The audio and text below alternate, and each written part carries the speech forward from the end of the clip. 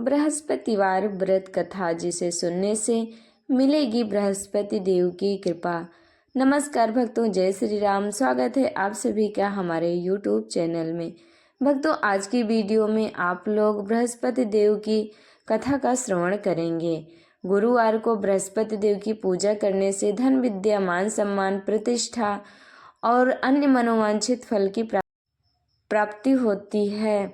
गुरुवार के दिन व्रत और कथा सुनने से घर परिवार में सुख समृद्धि बनी रहती है। चलिए अब कथा का श्रवण करते हैं, लेकिन उससे पहले आप लोगों से एक रिक्वेस्ट है कि हमारी वीडियो को लाइक और सब्सक्राइब जरूर कर लेना और कमेंट में जय श्री हरि विष्णु लिखना बिल्कुल भी मत भूलना। गुरुवार व्रत कथा। प्राचीन काल की बात है। किसी राज्य में एक बड़ा प्रतापी और दानी राजा राज करता था।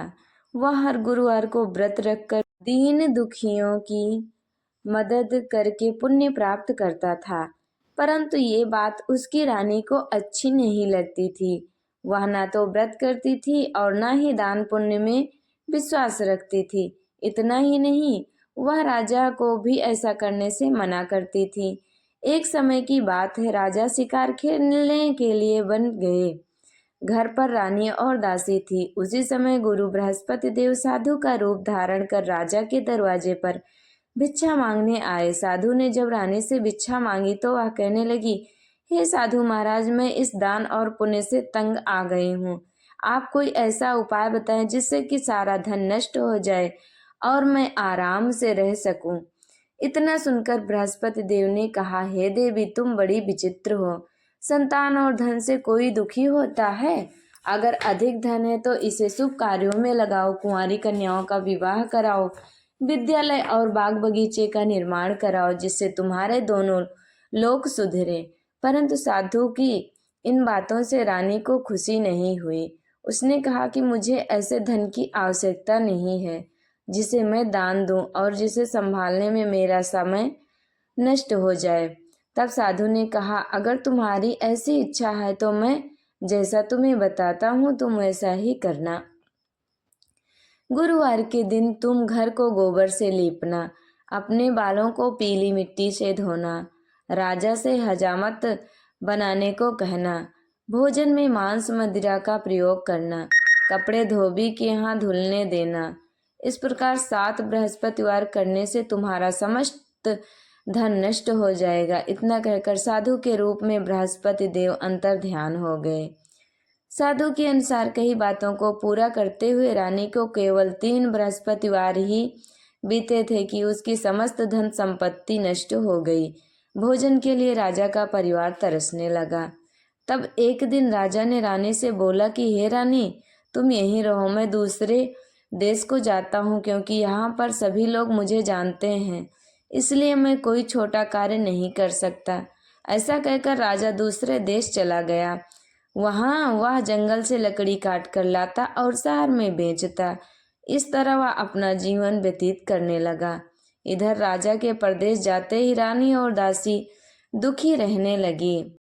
एक बार जब रानी और दासी को 7 दिन तक बिना भोजन के रहना पड़ा तो रानी ने अपनी दासी से कहा, हे दासी, पास ही के नगर में मेरी बहन रहती है, वह बड़ी धनवान है, तू उसके पास जा और कुछ ले आ ताकि थोड़ी बहुत गुजर बसर हो जाए।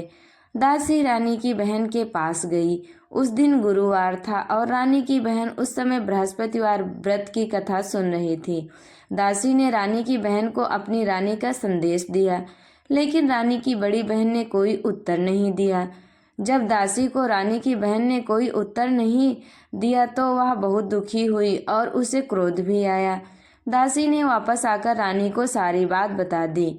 ये सुनकर रानी ने अपने भाग्य को कोसा। उधर रानी की बहन ने सोचा कि मेरी बहन की दासी आई थी, परंतु मैं उससे नहीं बोली, इससे वह बहुत दुखी हुई होगी। कथा सुनकर और पूजा समाप्त करके वह अपनी बहन के घर आई और कहने लगी, हे बहन, मैं बृहस्पतिवार का व्रत कर रही थी।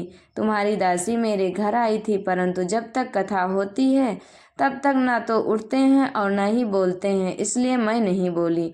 बताओ दासी क्यों आई थी? रानी बोली, बहन, तुमसे क्या छिपाऊं, हमारे घर में खाने तक को अनाज नहीं है। ऐसा कहते कहते रानी की आंखें भर आई। उसने दासी समेत पिछले 7 दिनों से भूखे रहने की पूरी बात अपनी बहन को बता दी। रानी की बहन बोली, देखो बहन, भगवान बृहस्पति देव सबकी मनोकामना को पूर्ण करते हैं। देखो शायद तुम्हारे घर में अनाज रखा हो। पहले तो रानी को विश्वास नहीं हुआ, पर बहन के आग्रह करने पर उसने अपनी दासी को अंदर भेजा तो उसे सचमुच अनाज से भरा एक घड़ा मिल गया। ये देखकर दासी को बड़ी हैरानी हुई। दासी रानी से कहने लगी, हे रानी, जब हमको भोजन नहीं मिलता तो हम व्रत ही करते हैं, इसलिए क्यों ना इनसे व्रत और कथा की विधि पूछ ली जाए ताकि हम भी व्रत कर सकें। तब रानी ने अपनी बहन से बृहस्पतिवार व्रत के बारे में पूछा। उसकी बहन ने बताया, बृहस्पतिवार के व्रत में चने की दाल और मुनक्का केले की जड़ में अर्पित करें तथा घी के दीपक जलाएं। व्रत कथा सुने और पीला भोजन ही करें। इससे बृहस्पति देव और भगवान विष्णु दोनों ही प्रसन्न होते हैं। व्रत और पूजा की विधि बताकर रानी की बहन अपने घर को लौट गई। 7 दिन के बाद जब गुरुवार आया तो रानी और दासी ने भी व्रत रखा। वह घुड़साल में जाकर चना और गुड़ लेकर आई। फिर उससे केले की जड़ तथा विष्णु भगवान की पूजा की। अब पीला भोजन की चिंता को लेकर दोनों बहुत दुखी हुई। चूंकि उन्होंने व्रत रखा था इसलिए बृहस्पति देव उनसे प्रसन्न थे। वह एक साधारण व्यक्ति का रूप धारण कर 2 थालों में पीला भोजन दासी को दे गए। भोजन पाकर दासी प्रसन्न हुई और फिर रानी के साथ मिलकर भोजन ग्रहण किया। उसके बाद वह सभी गुरुवार को व्रत और पूजा भी करने लगी।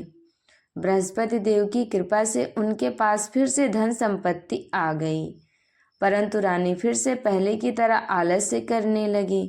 तब दासी बोली, देखो रानी, तुम पहले भी इस प्रकार आलस्य करती थी।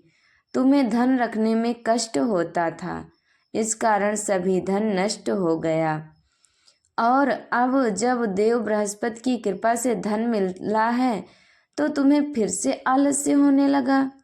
रानी को समझाते हुए दासी कहती है कि बड़ी मुसीबतों के बाद हमने ये धन पाया है, इसलिए हमें दान पुण्य करना चाहिए, भूखों को भोजन कराना चाहिए और धन को शुभ कार्यों में खर्च करना चाहिए। इससे तुम्हारे कुल का यश बढ़ेगा, स्वर्ग की प्राप्ति होगी और पितृ प्रसन्न होंगे।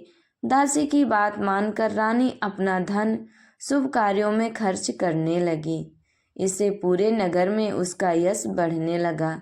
बृहस्पतिवार व्रत कथा के बाद श्रद्धा के साथ आरती की जानी चाहिए। इसके बाद प्रसाद बांटकर उसे ग्रहण करना चाहिए। इससे भगवान बृहस्पति देव की कृपा बनी रहती है और वो अपने भक्तों पर प्रसन्न होकर उन्हें सुखमय जीवन व्यतीत करने का आशीर्वाद देते हैं। तो भक्तों, ये कहानी यहीं पर संपूर्ण होती है। भगवान बृहस्पति देव की कृपा सभी भक्तों पर बनी रहे, इसी मनोकामना के साथ ये वीडियो यहीं तक थी। अब मिलेंगे दूसरी वीडियो में आप लोगों को एक नई जानकारी के साथ।